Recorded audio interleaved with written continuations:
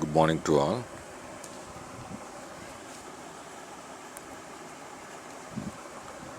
Very good morning to all to this session. Air pollution kills evidence from a global analysis of exposure and poverty. I once again very sincere thanks to Jun Erik and Lenovo.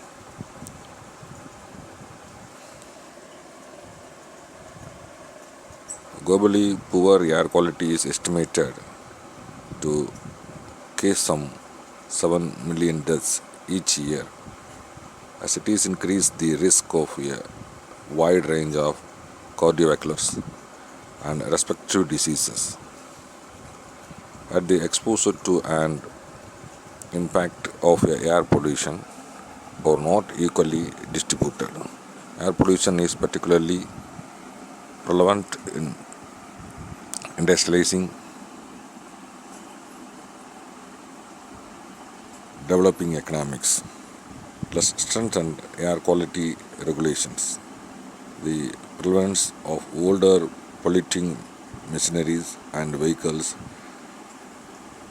subside fossil fuel conscript urban transport systems, rapidly developing industrial sectors and cut and burn practices in agriculture and all contributing to high-ended pollution levels. The lack of affordable quality healthcare services further increasing air pollution related mortality. And within the country, poor and marginalized communities are often more exposed. Low-paying jobs are more likely to require physical outdoor labors, leading to heightened exposure pollution sources such as industrial plants to transport corridors or disproportionately located in low-income neighborhoods. And as an air pollution increases, housing prices go down, which in turn reinforce the low-income status of neighborhoods in sorts as health, well-being, and productivity suffer. Air pollution can enforce socio-economic inequalities. Poor people's exposure to harmful air pollution. Well, many studies have focused on air pollution in rich countries. A better understanding of the interplay between air pollution and poverty is crucial for several reasons. Studies from high-income countries on health risks associated with air pollution may not be directly transferable to low-income communities, where the nature of occupation and health care differ substantially.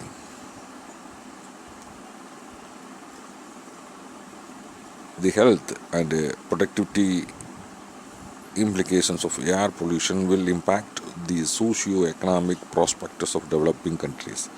This is especially significant in low-income countries, which tend to still have related to low anthropogenic air pollution level compared to more industrialized middle-income countries. Here, there is still an opportunity to ensure that development progress does not come hand in hand with the intensifying air pollution and associated detrimental factors on health and well-being. Gentlemen, 2.8 billion people face hazardous air pollution levels. In new studies, we provide a comprehensive account of the relationship between environment and outdoor air pollution, exposure, economic development, and poverty in 211 countries and territories. It's percent the global exposure estimates for the World Health Organization 2021 revised fine practice matter their holds. In addition, we provide estimates of number of poor people exposed to unsafe concentration. The findings are based on high resolution air pollution and population maps with global coverages as substantial poverty estimated based on harmonized household surveys. Our estimates how show that globally 7.3 billion people or 94% of the world population face air pollution levels considered unsafe by the WHO. Annually average 2.5 considerations over 5 cubic meter.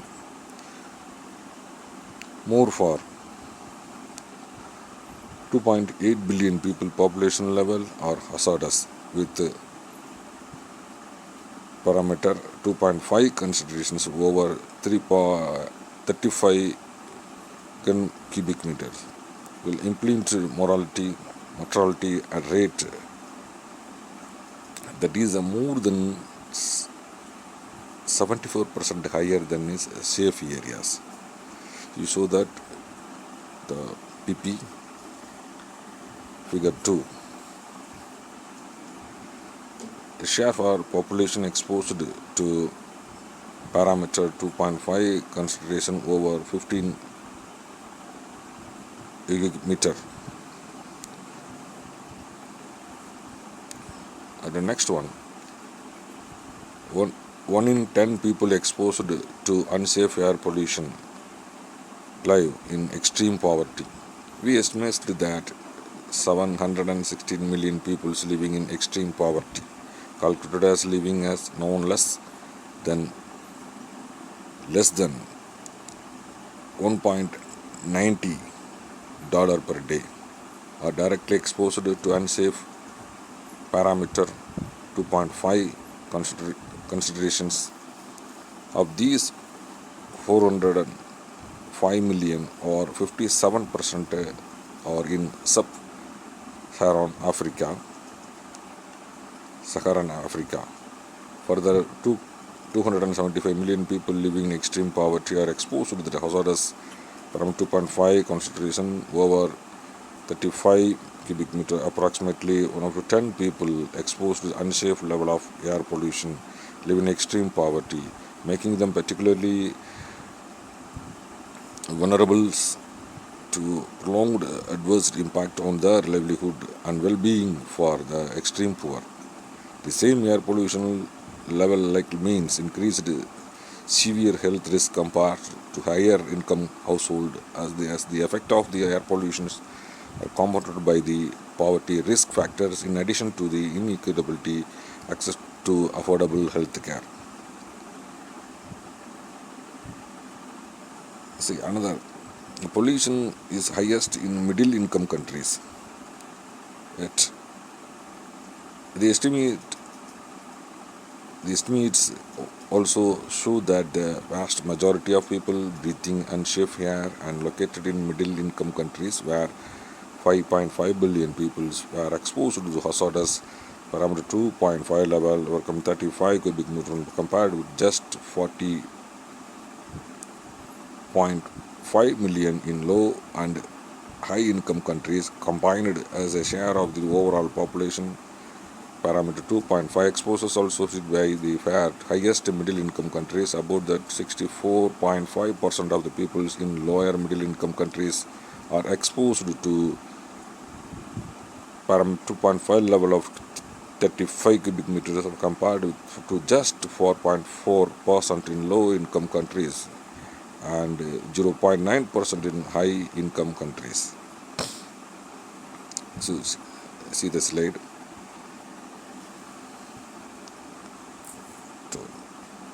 Let's towards health that lives and better livelihoods.